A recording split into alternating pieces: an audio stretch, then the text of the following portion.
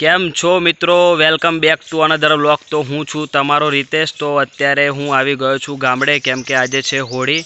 તો હોળી પ્રગટાવવા તો ઘરે જ આવવું પડે, એટલે આપ સૌનું હોળી ખૂબ સારી એવી જાય અને આવનારો સમય ખૂબ સારો એવો જાય તેવી ભગવાનને પ્રાર્થના। તો અત્યારે હું જાઉં છું, અત્યારે હોળી પ્રગટાવવાની છે એટલા માટે લાકડું મૂકવા માટે। તો લાકડું લઈને જઈએ અને તમને ગામડાની હોળી કેવી થાય છે તે બતાવીશ વિડીયોમાં, તો તમે એન્ડ સુધી બન્યા રહેજો।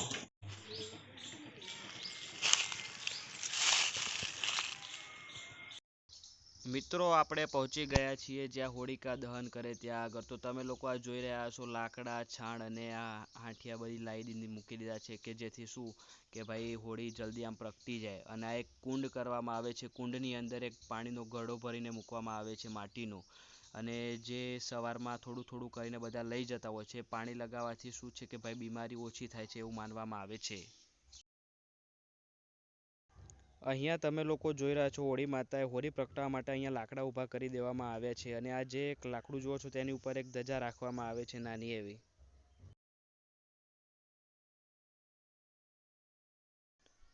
જ્યારે પણ હોળી પ્રગટાવવાની હોય છે ત્યારે ગામના બધા માણસો એટલે કે જેન્ટ્સ લોકો, જે વિવાહિત પુરુષો હોય છે, જે એકઠા થઈને બધાની એકબીજાની રાહ જોતા હોય છે, અને જ્યારે બધા આવી જાય છે ત્યારે હોળીના કુંડ પ્રત્યે ગોળ ગોળ ફેરા ફરતા હોય છે પાણી લોટો લઈને, અને પછી હોળી પ્રગટાવવામાં આવે છે।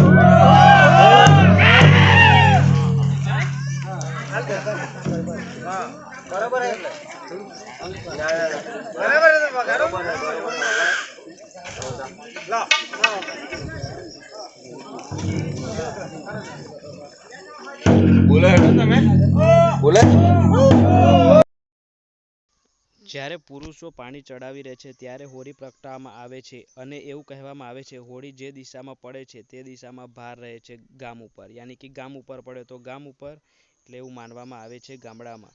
અને હોળી પ્રગટાવ્યા પછી બાકી બધા દર્શન કરી શકે છે, એવું આ રીતે હોય છે ગામડાની હોળી આપણી।